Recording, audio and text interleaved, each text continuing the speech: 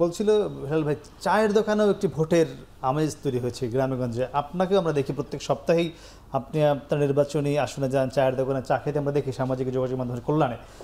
চায়ের দোকানে কি ভোটের আলোচনা বেশি, নাকি গণভোট আগে, নাকি জুলাই সনদ আগে, কি দেখেন, মানে কোনটা বেশি পাচ্ছেন আলোচনাটা? ভোটের আলোচনা আছে, কারণ আপনি একটা জিনিস দেখবেন যে গ্রামে গঞ্জে কিন্তু ওয়াইফাই গিয়েছে, এখন ইন্টারনেট গিয়েছে।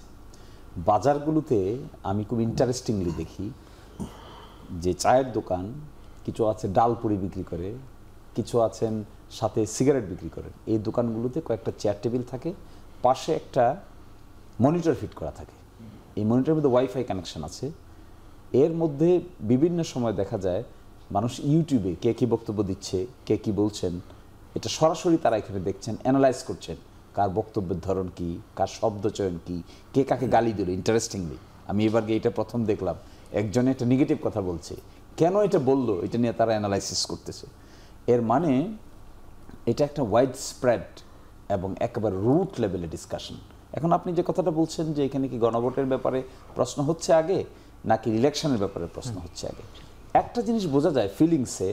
কেউ কেউ মনে করেন যে ইলেকশনটা সঠিক সময় হচ্ছে কিনা, এটা কনসার্ন আছে।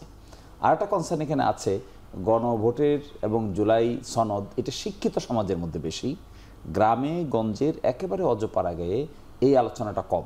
গ্রামে গঞ্জে অজপাড়াগাঁয়ে মূল অ্যানালাইসিস করে এই প্রার্থীটা তিনি কি কথা বলছেন, কিভাবে বক্তব্য দিচ্ছেন, কত মানুষকে অ্যাড্রেস করছেন, অ্যাড্রেস করার ধরন কি, কার বাড়িতে যাচ্ছেন, কী ধরনের লোককে তার সাথে রাখা হয়েছে, এরা কি সমাজের গ্রহণযোগ্য লোক কিনা, নাকি এরা সমাজের এভিল টাইপের লোক, এগুলো তারা অ্যানালাইসিস করে।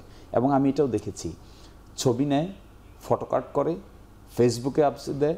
এটাকে কেন্দ্র করে বেশ কিছু আমার এলাকায় টিকটক গ্রুপ ডেভেলপ করেছে, ফেসবুক গ্রুপ ডেভেলপ করেছে, ইউটিউবের মধ্যে ছেলেরা নিজেরা ভিডিও বানায়, শত শত ভিডিও আপলোড করছে, ব্যঙ্গ করে ভিডিও আপলোড করছে।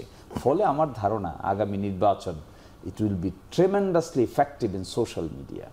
এবং আমার এলাকায় 10-12 জন ছেলে বের হয়েছে টিকটকার এবং ইউটিউবার, যারা এর থেকে কেন্দ্র করে লক্ষ লক্ষ টাকাও আয় করছে। সুতরাং dimension will be really difficult, really different. কে কি বলছেন হুশ করে বলতে হবে, কে কি করছেন হুশ করে করতে হবে। Social media